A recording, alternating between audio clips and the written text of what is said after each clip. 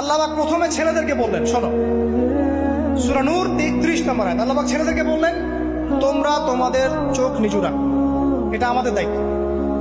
প্রত্যেকটা ছেলের দায়িত্ব বেগানা মেয়েকে দেখলে চোখটা কি করবে? নিচু। তাহলে আপনি সিডিউসড হবেন, এক কথা। 2 নাম্বার, আল্লাহ পাক আমাদেরকে বললেন, তোমরা তোমাদের লজ্জাস্থানকে হেফাজত করো। কাদেরকে? আমাদেরকে, মানে ছেলেদেরকে। প্রথমে আল্লাহ পাক ছেলেদেরকে বললেন, চোখ নিচু করে রাখো, লজ্জাস্থানে হেফাজত করো। ঠিক আছে? সূরা বানী ইসরাঈল আল্লাহ পাক বললেন, জিনার ধারের কাছেও যেও না, ধারের কাছেও যেও। আল্লাহ পাক আরো বললেন, যদি কেউ জিনা করে ফেলে সূরা নূরে, তাহলে তাকে 100টা বেত্রাঘাত করতে হবে। কয়টা? 100টা, এবং 1 বছরের জন্য তাকে বহিষ্কার করতে হবে। আল্লাহ পাক শাস্তিও দিলেন, শুধু তাত্ত্বিক বিধান দেন নাই, শাস্তিও দিয়েছেন। কারণ শুধু তাত্ত্বিক বিধান দিয়ে হবে? আমি যদি ওয়াজ করে বেড়াই, ভাই মদ খায় না, মদ খায় না, কোনো শাস্তি না অ্যাপ্লাই করি, তাহলে কি মদ ছাড়বে মানুষ? আমরা যদি বলি হত্যা করা মহাপাপ, মহাপাপ, দুর্নীতি করা মহাপাপ, মানুষ দুর্নীতি ছাড়বে? ছাড়বে না, যতক্ষণ না শাস্তি নিশ্চিত করা যাচ্ছে। আল্লাহ পাক তাত্ত্বিক কথা শুধু বললেন না, শাস্তিও নিশ্চিত করলেন।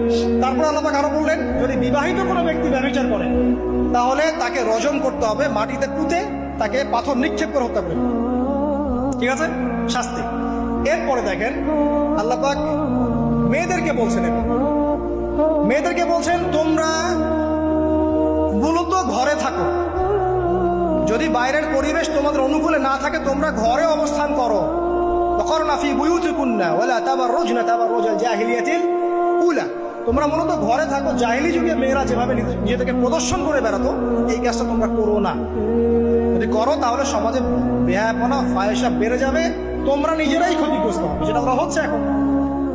আচ্ছা, এরপর আল্লাহ পাক আরো বললেন, হে নবী, আপনি আপনার স্ত্রী এবং মুমিন নারীদেরকে বলেন, তারা যদি বাহিরে যায় যেন জিলবাব দিয়ে তাদের পুরো বক্ষদেশটাকে ঢেকে নেয়।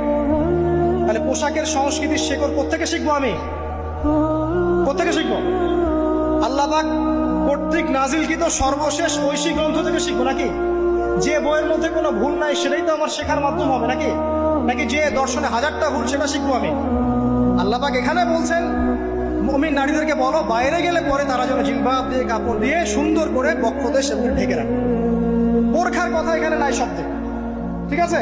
ঢেকে রাখা ঢিলে ঢালা পোশাকের কথা এসেছে।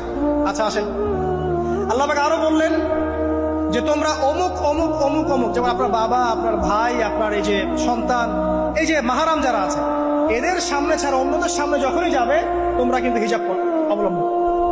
আল্লাহ পাক হিজাবের বিধান দিলেন, চক্ষু নিচু করতে বললেন, লজ্জাস্থানের হেফাজত করতে বললেন, এবং যদি এর পরেও কেউ ভুল করে ফেলে তাহলে আল্লাহ পাক শাস্তির কথা বললেন। আল্লাহ পাকের সিস্টেমটা সুন্দর হলো না? এই সিস্টেমটা নবী সাল্লাল্লাহু আলাইহি ওয়াসাল্লাম অ্যাপ্লাই করলেন, সমাজ থেকে সমস্ত জেনা ব্যভিচারের ভিত্তি উঠে চলে।